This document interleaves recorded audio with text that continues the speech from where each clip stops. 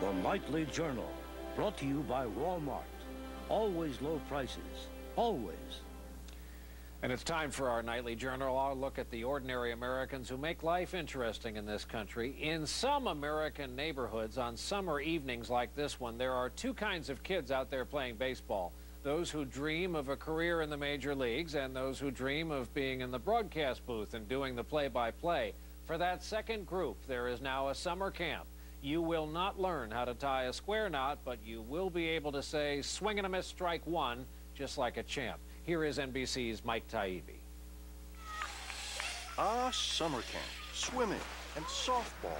Oh, that ball's going to Souvenir City, folks. And sportscasting in a college lecture hall? Say what you want, say it. Welcome to the Scholastic Play-by-Play Network Sports Broadcasting Camp. It's the brainchild of sportscaster Jeremy Treatman. We tell them it takes hard work. A late bloomer who did the hard work and who figured there are more kids than ever who dream of being the next Joe Morgan or Linda Cohn or Bob Costas.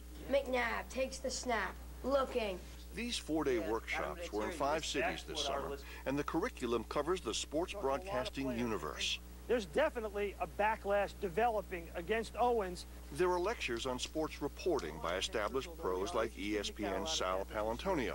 You have to get it right. And while the kids are okay with that, if you don't have no information, you ain't gonna be no good. what they really want are the fame and fortune jobs. Radio talk show host. If the Phillies sweep the Nationals, they take a half-game lead over the Astros on the wild card. Play-by-play star. They practice indoors to videotape. The Red Sox have won the World Series! And by arrangement at the ballpark at a real game. Swing and a miss. And of course, sports host, sports anchor. Once again, Bobby Abreu has... How much these kids know about sports from age 8 to 16 right now we have a great National League wildcard race. Speaks volumes about the exalted place of sports and its authentic importance. Sports is a big business. People care a lot about it. Which doesn't mean they can't enjoy the heck out of it, just like Yankee broadcaster John Sterling. That ball is high. It is far. It is gone. So I had to ask, how many of you have practiced a signature call?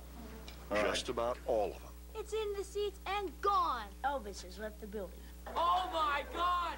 It's a stereo, I tell you! Well, there's still plenty of time to practice. What a game! Mike Taibbi, NBC News, Philadelphia. That is Nightly News for this Friday night. A beautiful night for baseball. Thanks for being with us. Don't forget Dateline tonight at 8. For the best players in the country will be in action this very Sunday. He says Temple University, that is the place to be this weekend. From the high school hoop days of Overbrook's Wilt Chamberlain to the city's Big Five College Hoop Series and back to the NBA's league-leading 76ers. Philadelphia is a city rich in basketball tradition. And with that tradition in mind, the City of Brotherly Love is about to bring you the second annual Hometown Hoop Classic. That's right, 6 of the area's top high school basketball teams will heat up the hardwood at Temple's Leah Corus Center this Sunday, thanks to the mastermind of event organizer Jeremy Treatman. Temple's a great place to have it. It's a college atmosphere. I think last year a lot of people said it felt like a big-time college game roaming in Camden. The kids were thrilled to play in front of 10,000 people, and we're hoping it's going to be the same thing this Sunday. Now, opening tip-off Sunday at 4 o'clock as nationally ranked St. John Newman battles Hatboro Horsham. Then at 6, defending Pennsylvania Quad A state champ Chester battles John Allen and Coatesville, with the 8 o'clock nightcap featuring nationally ranked St. Augustine versus New Jersey state champion Camden and the nation's #1 ranked high school player, DeJuan Wagner. Last year we went out, we didn't really do that good. It was a good crowd. This year we trying to go out, have fun and win a game. In last year's inaugural Hometown Hoops Classic, Wagner and his Camden teammates were squashed by Eddie Griffin and Roman Catholic. And as this tournament continues to grow, so will the spectrum of teams playing in it. I do think we're going to have Philadelphia versus New York, Philadelphia versus Chicago, Philadelphia versus LA in the near future. By the way, tickets for this event still available at the Leah Corus Center box office. On the Hometown Hoops beat, I'm Phil Andrews, Channel 6 Action News. The man with the beat, Phil Andrews. Also a full house today at St. Joseph's University, the Field House.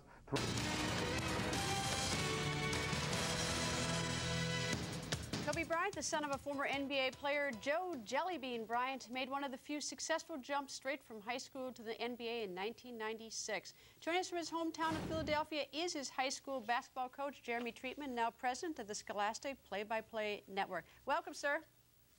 Welcome. Thank you. Thank you for having me. So how long did you coach Kobe Bryant? Well, I just want to clarify. I was his assistant coach in his senior year of high school.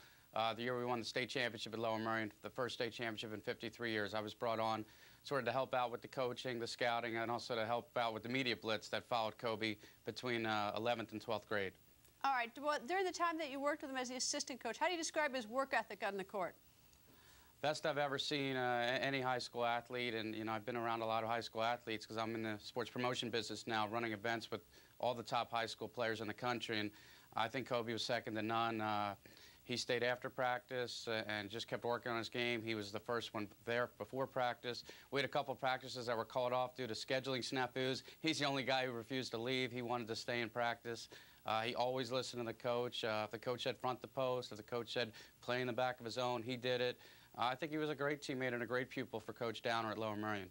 You know, you hear stories about some athletes being a little bit temperamental or moody. Was Kobe, what kind of athlete was he to work with? You know, once in a while he could be moody, but what amazed me by getting to be around the team for that 1 year and getting to actually see Kobe Bryant every day for 3 hours was his drive, his determination. I mean, he got that team really motivated to win. Nobody on that team had big college basketball aspirations, certainly not NBA aspirations. They didn't even realize we could win beyond the Central League, the league we play in. Kobe Bryant taught them, hey, we can win the district title, we can win a state title, something Lower Merion hasn't done in 53 years. He brought the best out of his teammates. He was tough on them. There's no question about it. He was tough on them. But, you know, you can't win a state title by himself. And the teammates and Kobe don't get enough credit, or the coach, for having all three of those things work together to happen. And Kobe made that happen. All right, any discussion? He went straight from high school to the NBA. Did you ever have any discussion with him about perhaps going to college first? Or was he ready for the NBA? I mean, I think he was. I mean, he was an all-star, but it was a very difficult transition for him sitting on the bench the first year. He came to a very unique situation where he came to a star-studded team that had Shaquille O'Neal and Eddie Jones and Nick Van Exel, and he had to wait his term. And Kobe did not go to the NBA at 18 years old, actually 17 years old, youngest player ever to play in the NBA, to sit on a bench. He went to make an impact immediately. That was his desire. That was his intention. So that part, I think, was difficult for him. I mean, sure, you know, I'm sure lots of people, even myself, part of me was thinking maybe he should go to college more for social reasons, but he had such a single-mindedness to do this, and he grew up differently. He grew up in Italy. He didn't grow up fascinated with college basketball. He wanted to be an NBA player, and he wanted to be the best player, and he wanted to get started. He wanted a chance to play with Michael Jordan before he retired, and Magic Johnson actually played the year before, and there was a chance he was going to get to play with Magic, his lifelong idol. So I think basketball-wise, certainly he obviously made the right move. Was there ever any time when you were working with him, or even I know that you've, over the years, have stayed in contact with him, that he showed, you know, for lack of better words, ungentlemanlike conduct towards women? I mean, was he ever, you know, pushy or you know, sense of entitlement? Never, just the opposite. In fact, you know, the first 2-3 years, even when I was in Los Angeles, I got a chance.